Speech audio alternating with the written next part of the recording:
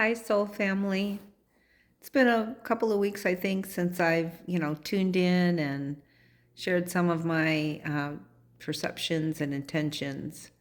Today's Friday, and I want to talk a little bit about grief.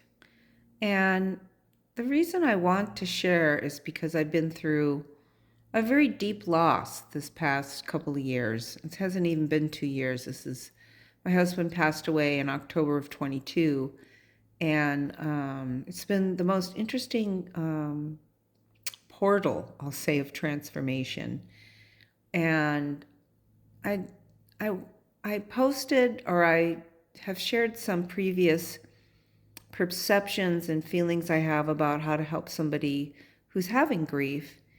But yet I still find myself in situations where people who I love very much and who really have my best interest at heart want to, I guess give me hope or tell me everything's going to be fine or focus on their own grief and try to compare it to mine. And I just want to say how challenging that is for someone who is grieving to hear that. And also, it's so inappropriate to tell somebody what their reality could or would look like in the future because nobody knows what that is. I don't even know what it's going to look like. But nobody has the right to tell you what your reality will be or to interfere in what you're creating or what the universe is bringing you into. So being in a grief situation, to look at me, you wouldn't know that I was grieving. I do, of course, I tear up like everybody. I had a beautiful marriage with my husband. I was a caretaker pretty much the last 10 years of our marriage. And I find myself having some really interesting new experiences on a physical level because I'm really just processing everything that I didn't really have time to process emotionally, which is a very deep, dark place to be. And I just hope that by hearing my words and my perceptions that you can maybe help someone in a way where you would just hold space for them and just be a good listener and allow them to have the feelings that they have. Oftentimes, people are very uncomfortable with other people who are grieving and they don't know what to say. And there's really absolutely not one thing you can say to someone who's suffered any kind of loss. Um, there isn't any words that you can say except, to hear them and to listen to them and to be present with them and to allow them to just have their feelings. And it's been so strange to me that, one day I'll be fine and the next day I'll get hit hard. Or every time I get in the car, or every time I'm in a place where we shared something, the emotions come up. And I'm not one to suppress anything. But I do, and I have had to keep to myself for quite a long time, which makes me feel a little bit separated from others. And, during this time, I've had a lot of people kind of go away from me. A lot of people that we shared as couples aren't, it's very normal, I know, to let go of people during these transitions.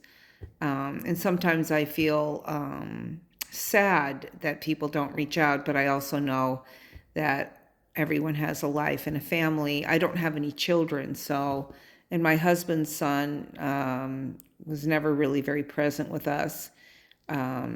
And I don't really have a relationship with him, which also makes me feel sad because I'd really like to, but it's just not meant to be, and that's okay.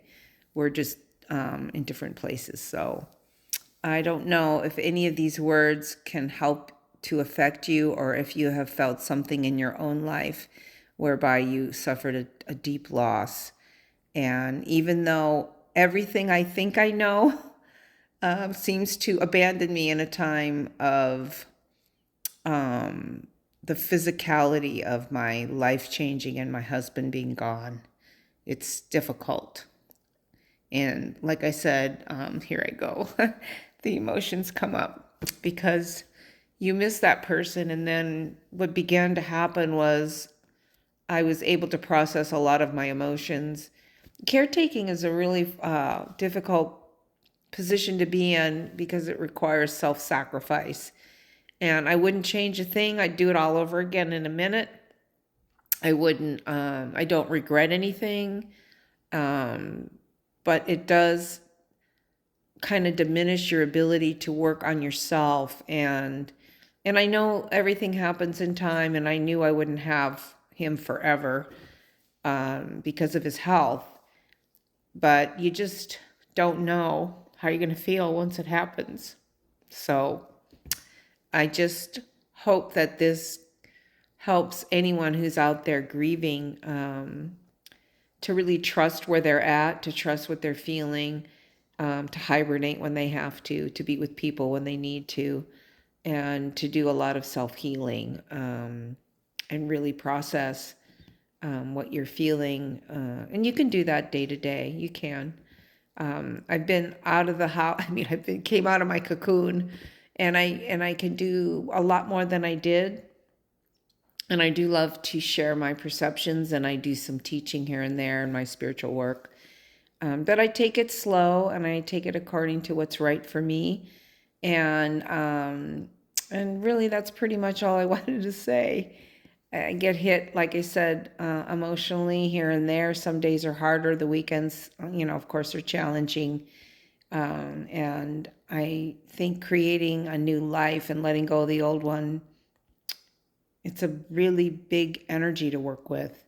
So be kind to yourself, be loving. I've been getting a lot of healing treatments, a couple massages.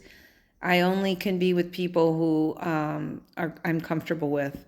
And I resist right now some really big social events. So like I said, I go slow, and I keep myself in a place of feeling safe and comfortable. So anyways, I hope you all have a beautiful weekend. Bye for now.